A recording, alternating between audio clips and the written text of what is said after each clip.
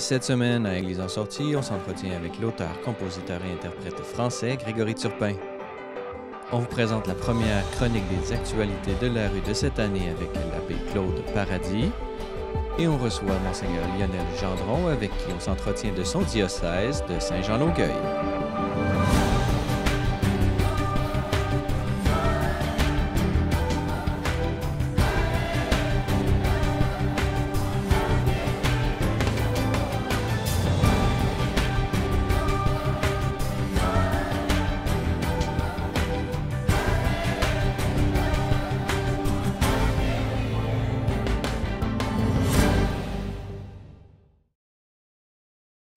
Bonjour mesdames et messieurs et bienvenue à Église en sortie. Cette semaine à l'émission, nous allons traiter de musique et pour nous en parler, nous avons avec nous en studio Grégory Turpin. Bonjour. Bonjour. Grégory Turpin, vous êtes auteur, compositeur, interprète. Vous venez de France. Vous êtes également, on pourrait dire, écrivain puisque vous avez participé et publié vous-même plusieurs ouvrages, dont le plus récent, un livre entretien intitulé « Chanter pour Dieu », dont vous faites le récit un peu de votre parcours. Dans ce parcours, on note que vous avez commencé d'une certaine façon par une expérience au Carmel et vous êtes aujourd'hui chanteur populaire. Pouvez-vous nous dire un peu comment on passe de l'un à l'autre? Déjà, il y a eu la découverte de la musique. Moi, quand j'étais petit, j'étais quelqu'un d'extrêmement timide et la musique, c'était vraiment mon moyen d'expression. En fait, j'ai découvert la musique avec un Québécois. Et c'est un prêtre qui s'appelle Martin Lagacé qui était dans mon diocèse et qui m'a vraiment donné ce goût de la musique et d'animer les messes. Et je lui dois beaucoup. Parce que ça a vraiment permis de m'ouvrir. Ensuite, en faisant cette découverte, je n'étais pas né dans une famille chrétienne, mais je découvre ce qu'est la foi et je décide de rentrer au Carmel à l'âge de 18 ans, ce qui pour ma famille est un petit peu dur à accepter. Et puis au bout d'un an, je vais malheureusement tomber malade alors que tout me va, tout me plaît dans cette vie contemplative. Mon physique n'arrive plus à suivre, je n'arrive plus à vivre ce que je pensais être bon pour moi. Et je suis vraiment en rupture avec l'Église à ce moment-là, j'en veux à Dieu, je quitte la communauté, je commence à faire de la musique, non pas pour Dieu mais pour moi-même. C'est à ce moment-là que je découvre que des maisons de disques, des producteurs s'intéressent à ce que je fais. Et à la fois ça me donne de la confiance en moi et puis en même temps ça m'éloigne de ce qui est pourtant essentiel dans ma vie. Ce lien intime avec Dieu. Et je me suis vraiment éloigné pendant 2 ans avec un début de notoriété en France. Et puis un jour, j'ai vraiment fait ce choix, après une expérience un peu douloureuse, où je commençais vraiment à consommer de la drogue régulièrement, je commençais à sortir beaucoup, à boire beaucoup. Et cette expérience de dire, mais non, mais moi en fait j'ai envie d'être heureux. Et ça s'est passé dans une boîte de nuit, je me rappelle, j'étais en train de faire la fête et je me rends compte que je fais quelque chose qui n'est pas en accord avec ce qui me rend heureux. Et je décide ce jour-là de faire un choix radical, c'est-à-dire faire tout ce qui est bon pour moi et de me dire, ben voilà, j'ai toujours choisi la facilité, maintenant je vais choisir ce qui est exigeant, le bonheur. Et voilà, et ce jour-là, j'arrête de fréquenter des gens qui m'attirent vers le bas, j'arrête de faire de la musique et je n'y reviens que 4 ans après avec cette conviction que je veux pouvoir parler de ma foi dans la musique. Pour moi, c'est quelque chose qui est essentiel, parler de ma foi, parce qu'un artiste va chercher au plus profond de lui ce qu'il a à dire et ce qui est au plus profond de moi, ce qui est caché au plus intime de moi, c'est Dieu. Justement, dans le titre même de cet ouvrage d'entretien avec vous, qui se nomme « Chanter pour Dieu », pour Dieu peut avoir une double dimension. D'une certaine façon, vous pouvez chanter pour Dieu, pour sa gloire, pour lui faire plaisir d'une certaine façon, mais également pour lui, pour le faire rayonner dans notre monde. Comment ça se conjugue un peu ces deux dimensions dans votre œuvre? Eh bien, c'est ça aussi qu'on confond souvent dans la musique chrétienne. Par exemple, il y a des gens des artistes qui vont faire de la louange. Ou par exemple, quand on chante à la messe, qu'est-ce qu'on fait? On met sa voix au service d'une assemblée pour que cette assemblée prie Dieu. Un concert, c'est complètement l'effet inverse, c'est-à-dire que c'est l'artiste qui va dire quelque chose aux gens et du coup, il va se servir de sa voix, de son émotion pour dire quelque chose aux gens, mais pas pour les faire prier.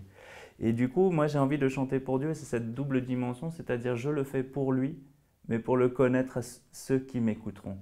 Et je crois que c'est deux choses qui sont vraiment intrinsèquement liées dans ma vie. On ne fait pas de la musique pour soi-même. On la fait pour quelque chose d'autre, pour quelqu'un d'autre. Et moi, c'est Dieu. Et j'ai vraiment envie que les gens se sentent à la fois très libres d'écouter ma musique. Il n'y a pas de désir de prosélytisme, mais en tout cas, je ne veux pas les choquer ou les brusquer. Mais en tout cas, pour moi, c'est essentiel que cette dimension spirituelle puisse être transmise. Et puis ceux qui voudront prieront, et puis ceux qui voudront pas passeront peut-être à côté, ou simplement apprécieront juste la voix ou la musique. C'est vraiment ça que j'ai envie de faire. Vous faites la chanson populaire, donc c'est vraiment un public très large que vous voulez rejoindre. Comment est-ce que, justement, cette dimension de vous-même, qui est votre foi, comment est-ce que c'est reçu dans la chanson populaire ou dans les milieux de la chanson populaire? Je ne sais pas si vous connaissez un petit peu la France, mais nous, on a un vrai principe de laïcité. En France, on est laïque, donc ça veut dire que, en fait, cette laïcité est en train de se transformer, où avant, on laissait la liberté aux gens de croire. Aujourd'hui, on nous demande de croire uniquement dans le domaine privé. C'est-à-dire que notre foi, finalement, on n'a plus le droit ni de la témoigner, ni d'en parler. Et du coup, c'est peut-être aussi ce qui peut créer certaines tensions entre les communautés, parce qu'à partir du moment où on ne se connaît plus, eh bien, on a peur de l'autre. Quand on ne connaît pas, on a peur. Et pour moi, c'est vraiment très important de me dire, mais moi, je suis chrétien dans un contexte très particulier.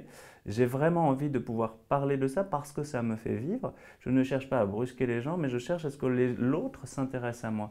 Vous savez, il y a un autre mot qu'on utilise beaucoup dans notre société, c'est le mot tolérance. C'est un mot que je déteste. Je vais vous dire pourquoi, parce qu'aujourd'hui, la tolérance, c'est de dire chacun fait ce qu'il veut. À partir du moment où ça ne me gêne pas, chacun fait ce qu'il veut.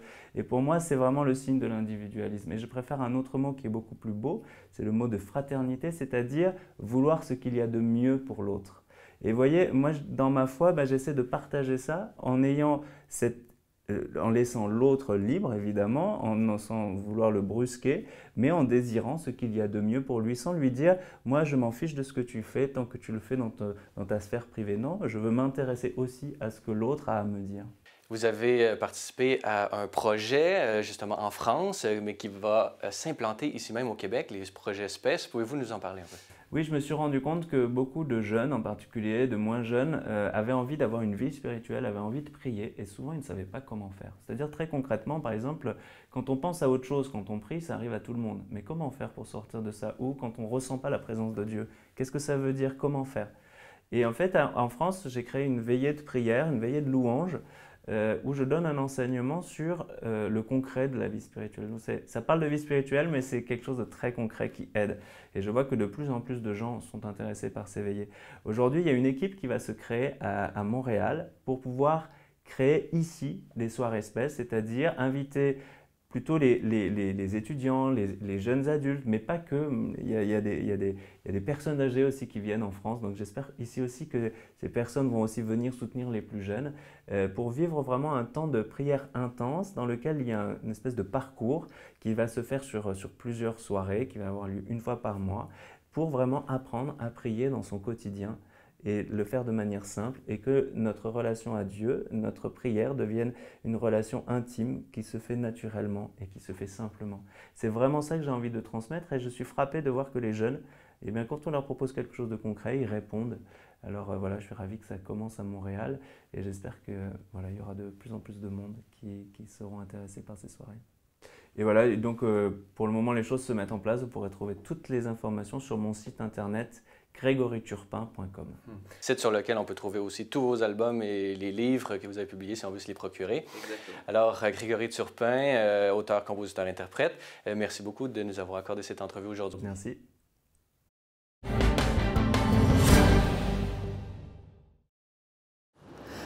Alors bonjour et bienvenue à cette chronique de Notre-Dame de la Rue. Alors beaucoup d'entre vous ont été intéressés à savoir le pourquoi que je faisais ce ministère dans la rue. Pourquoi la rue est devenue mon église.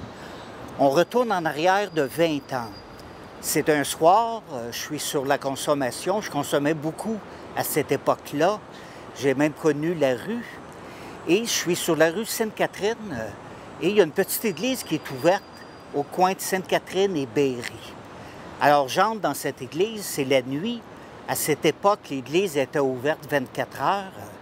Et en entrant dans cette chapelle, dans cette petite église, j'aperçois la présence réelle.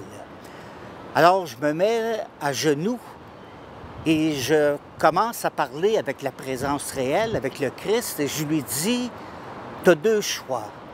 Soit que tu prends ma vie, ou soit que tu lui donnes un sens. » Parce que je pensais au suicide. Alors, il m'a vraiment pris au sérieux parce que quelque temps après, je suis entré au séminaire et je suis devenu prêtre. Ce qui est drôle de cette façon, c'est que ça m'a pris 4 à 5 ans de me sortir de la rue, de me sortir de ma consommation. Et dès que j'ai été ordonné prêtre, le cardinal Turcotte m'a renvoyé dans la rue. Alors, ça fait 20 ans que je suis dans la rue, autant des années de ma consommation que maintenant mon ministère. Alors, ça fait 20 ans que je côtoie les jeunes de la rue, les jeunes prostituées, les itinérants et tous ces gens qui sont la nuit dans la rue. Moi et mon équipe, nous sortons le soir, on sort la nuit pour aller donner de la nourriture, donner des vêtements, donner un peu d'amour, même beaucoup d'amour, aller leur donner de l'écoute. Je prends Matthieu 25, 35. Lorsque les disciples demandent à Jésus, « Qu'est-ce que je dois faire pour avoir le royaume éternel? » Et là, Jésus leur dit, « J'ai eu faim, vous m'avez donné à manger. J'ai eu soif, vous m'avez donné à boire. J'étais nu, vous m'avez habillé. J'étais malade, vous avez prié pour moi. J'étais en prison, vous êtes venus me voir. J'étais étranger et vous m'avez accueilli. » Aujourd'hui, le Matthieu 25, 35, les jeunes vont nous dire j'ai faim d'être aimé. J'ai soif de compter pour quelqu'un. Je veux être habillé de dignité. Est-ce qu'il y a quelqu'un qui m'attend demain? Alors, c'est le gros questionnement et c'est à nous à répondre à ces questions. C'est à nous à être leur demain. Au mois de septembre, le 26 septembre de cette année, je ferai Salut Bonjour le matin à 8h30 et tout de suite après, je me rends au cimetière pour faire la mise en terre des gens qui sont décédés et qui n'ont pas été réclamés. L'année passée, juste pour Montréal, dans un an, là, des jeunes de la rue, des prostituées, des itinérants, j'avais 480 personnes qui sont décédées non réclamées. Cette année, j'en ai à peu près 300. Alors, dans les 5 dernières années, on a une moyenne de 300 personnes qui décèdent, 100 personnes pour les mettre au tombeau. C'est des gens qui décèdent seuls sur le trottoir, qui sont crucifiés sur le trottoir, ou bien qu'ils meurent sur des croix oubliées. Alors, ça fait partie de mon ministère, et c'est pour ça que je suis dans la rue, avec tous ces gens-là qui ont besoin d'être aimés. Moi, je dis souvent que la douleur, c'est physique, mais la souffrance est spirituelle. C'est-à-dire, est-ce qu'il y en a qui m'aiment? Est-ce que je suis attendu par quelqu'un? Est-ce qu'il y en a qui me connaissent par mon prénom? Parce que le prénom de quelqu'un, ça change complètement sa journée lorsque j'interpelle quelqu'un par son prénom. Parce que notre prénom, c'est nous. C'est sacré, notre prénom. Ça nous correspond à nous-mêmes. Alors, lorsqu'on redit le nom, le prénom des gens qu'on a rencontrés, ils sont tout contents de voir qu'on se souvient de leur prénom, que l'on se souvient d'eux, et pour eux, c'est primordial. Moi, je ne suis pas très bon pour retenir les prénoms. Une chance que j'ai une très bonne équipe qui, eux, sont très bons pour ça. J'ai aussi dans mon équipe 2 diacres et un médecin qui viennent avec moi, dont un des 2 diacres est médecin. Alors, c'est très précieux d'avoir ces gens-là dans mon équipe. Et je veux toujours avoir des femmes, parce qu'on rencontre des jeunes filles dans la rue. Et les jeunes filles qui ont un problème de femme n'iront pas voir M. le curé, mais ils vont aller voir une autre dame pour leur en parler. Alors, c'est pour ça que dans mon équipe, c'est important que j'aie des femmes avec moi à tous les soirs. On sort à tous les soirs. Alors, j'ai une équipe différente à tous les soirs. Et là, on va dans la rue tout simplement à la rencontre de tous ces gens. On en rencontre entre 75 et 150 personnes. Nos plus jeunes ont 13-14 ans. La personne la plus âgée, c'est Mme Cécile. Elle a 92 ans et on lui donne de la nourriture en double parce qu'elle emmène de la nourriture pour sa sœur qui a 94 ans. Et à tous les jeudis, elle vient nous voir comme ça pour avoir de la nourriture. Même l'hiver, à moins 20, moins 25, Mme Cécile, elle est toujours là. Elle est toujours présente. Et on se fait un devoir de bien la nourrir, de bien s'occuper de cette dame. J'aurai la chance aussi, au mois de septembre, d'écrire un livre pour l'édition Bayard-Novalis. Je vais écrire un livre avec Jean-Marie Lapointe, que vous connaissez là, bien là, par les médias. Alors, on va écrire un livre sur la rue, sur l'itinérance, sur des histoires vécues, des histoires de gens qu'on a connus, qu'on a appris à aimer, qu'on a sortis de la rue. J'ai un assistant aussi qui est devenu mon fils, je l'ai adopté.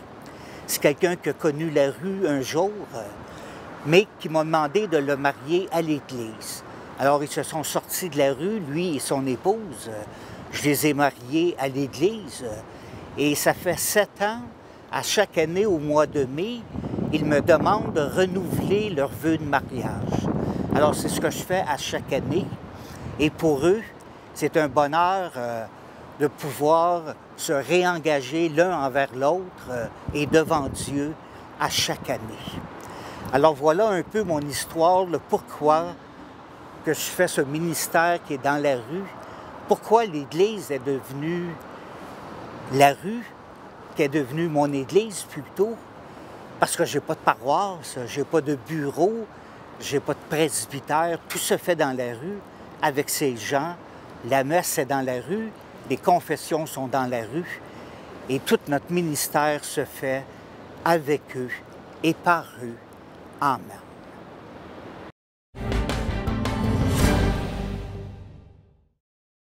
Dans cette deuxième partie d'émission, nous allons traiter du diocèse de Saint-Jean-Longueuil. Et pour nous en parler, nous avons avec nous en studio Monseigneur Lionel Gendron. Bonjour. Bonjour. Pouvez-vous nous parler un peu là, des défis là, auxquels fait face votre diocèse? Le grand défi, je dirais, c'est celui de l'évangélisation. C'est un peu le défi, je dirais, depuis le Seigneur, là. Alors, puis, dans des circonstances qui sont les nôtres, alors où, je dirais, la sécularisation a gagné beaucoup de terrain. Une sécularisation qui parfois est virulente, parfois est plus calme, mais qui est toujours là. Et beaucoup de nos gens, au fond, par osmose, respirent cet air séculier, je dirais, et sans s'en rendre compte, prennent certaines distances avec leur foi, prennent certaines distances avec l'Église. Alors, on a quand même, je dirais, pour relever ce défi, on table beaucoup sur la joie de l'Évangile du pape François.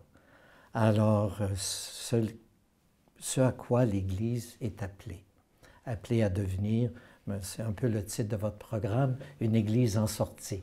Alors vraiment, l'Église, elle est là, non pas pour se sentir bien, elle est là pour l'évangélisation, pour annoncer le Christ à notre monde. Elle est là pour le salut du monde.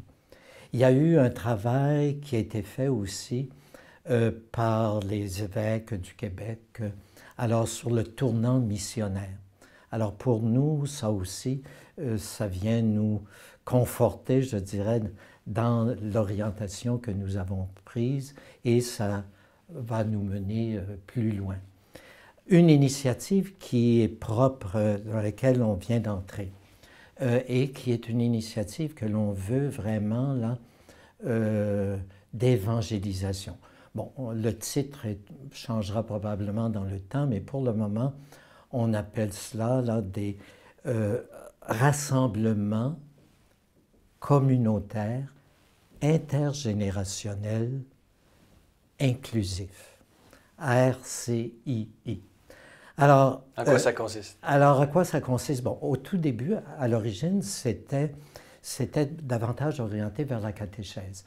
Les catéchètes se sont rendus compte que faire la catéchèse uniquement aux enfants, on arrivait au sacrement et c'était fini. Alors là, vraiment, on dit qu'il faut aller plus loin. Alors, c'est une catéchèse qui s'adresse aussi aux parents, aux grands-parents, aux oncles, aux tantes. Quand on dit intergénérationnel, c'est beaucoup plus large. Mais, et inclusif, c'est-à-dire par toutes les personnes qui peuvent être intéressées, savoir qu'est-ce qui se passe. Alors, ces rassemblements, ce qui est neuf, je dirais, c'est qu'ils peuvent aussi bien servir pour la préparation au baptême. Pourquoi inviter uniquement les parents? Pourquoi pas inviter le parrain, la marraine? Pourquoi pas inviter les gens qui vont se retrouver pour la fête qui va accompagner le baptême? Et ça devient une occasion, au fond, d'approfondir leur foi. Je peux vous donner deux... Alors, on a fait des... Je dirais, comment on appelle ça, là? On a fait des essais dans deux milieux avec l'engagement social. Bon, on a eu des groupes, alors, avec plus une présence, je dirais, de gens inclusifs, là, des gens intéressés, qui n'ont pas nécessairement la foi catholique, qui n'en connaissent pas grand-chose, mais qui essaient quand même, sont intéressés à savoir. Mais aussi, parce que dans ce milieu-là, on rencontre, alors, un petit groupe d'une vingtaine. Mais on a, dans une paroisse, bon, j'ai retrouvé, c'est une expérience pilote, on a essayé autour de la catéchèse des enfants. On s'attendait à avoir une cinquantaine de personnes. On a eu plus de 200 personnes. Alors, c'est un défi. Comment conduire des gens de toutes les générations? Alors, c'est sûr qu'il y a un travail qui se fait autant pour les enfants que pour les grands-parents et tout le monde qui est là. Mais ensuite, il y a quand même, alors ça exige quand même un personnel qui a beaucoup de flexibilité, puis capable de s'adapter à chacune des audiences qui sont là. Alors, et là, après ces expériences pilotes, on a décidé que nous entrions dans ce processus d'évangélisation. Alors, c'est sûr que, bon, on laisse quand même les paroisses, avec le personnel que les paroisses ont, aller à leur rythme. Mais alors, et ce qui a été ma surprise quand on a regardé les plans d'action pour l'année, alors la plupart des paroisses ne sont pas entrées à 100%, mais je dirais qu'il y a une bonne moyenne. Il y en a qui sont à 100%, il y en a qui sont à 25%. La moyenne est de 50%. C'est déjà beaucoup plus que ce que nous osions espérer. Alors, c'est un moyen concret, là, mais qui se situe pour nous dans, au fond, l'élan que nous donne autant le document des évêques du Québec sur le tournant missionnaire que la joie de l'Évangile du pape François. Et en terminant, une fois que tout ce travail-là et ces prières-là vont être, disons, mises en chantier, quels sont vos espoirs? Vous avez parlé un peu de vos espoirs, là. Quel serait peut-être le visage de l'Église diocésaine que vous aimeriez laisser derrière vous, si je peux m'exprimer ainsi? Pour beaucoup de gens, quand je fais des visites pastorales, leur espoir, c'est de remplir nos églises. Alors moi, je me dis, la question n'est pas... Il y a une différence en français. On a une richesse, en tout cas là-dessus, de vocabulaire, entre espoir et espérance. Espoir, ça dépend de nous. Ça dépend de nos capacités. Ça dépend des capacités des gens que nous rencontrons. Ça dépend, bon, est-ce que tu es un optimiste ou un pessimiste? Bon. L'espérance, c'est un engagement de Dieu. Et je pense que ce à quoi le pape nous invite, là, c'est à beaucoup d'espérance. Alors, mais pour réaliser ce que Dieu veut.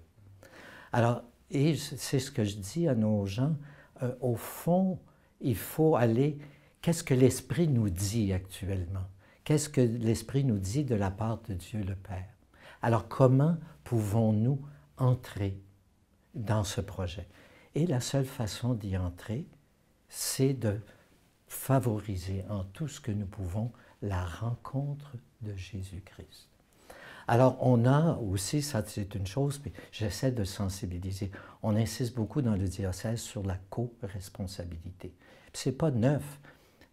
Benoît XVI disait aux laïcs, vous n'êtes pas des collaborateurs du clergé, vous êtes co-responsables, comme baptisés, co-responsables de l'être et de la mission de l'Église.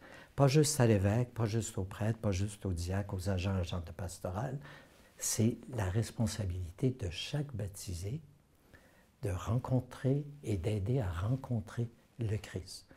Pour aider à le rencontrer, il faut le rencontrer nous-mêmes. Le pape, dans La joie de l'Évangile, dit la Samaritaine, elle l'a rencontré, puis tout de suite, elle est allée l'annoncer. Alors, la joie de la rencontre fait que nous devenons des témoins, pas tellement en parole, mais par toute notre vie. Quand on demandait à François d'Assise qu'est-ce que c'était évangéliser, il disait, c'est témoigner par la vie et parfois par la parole. Alors la parole est bien secondaire. Alors ce que j'espère, ce sera vraiment une Église vivante, rayonnante, un peu comme l'Église primitive, là, et en voyant ce que nous vivons, les gens diront, parce que nous sommes là pour le monde dira, voyez comme ils s'aiment, et découvriront qu'au cœur de notre communauté, c'est le Christ que nous avons rencontré. Au-delà des espoirs, l'espérance théologale, comme disent les théologiens. C'est ça, exactement. Très bien. Alors, Monseigneur Lionel Gendron, je rappelle que vous êtes l'évêque du diocèse de Saint-Jean-Longueuil. Alors, merci beaucoup de nous avoir accordé cette entrevue aujourd'hui. Avec plaisir. Merci. Voilà, c'est tout pour cette semaine. N'hésitez pas, si vous avez des questions ou commentaires, vous pouvez m'écrire à l'adresse qui apparaît à l'écran. Revenez-nous la semaine prochaine pour un autre épisode d'Église en sortie.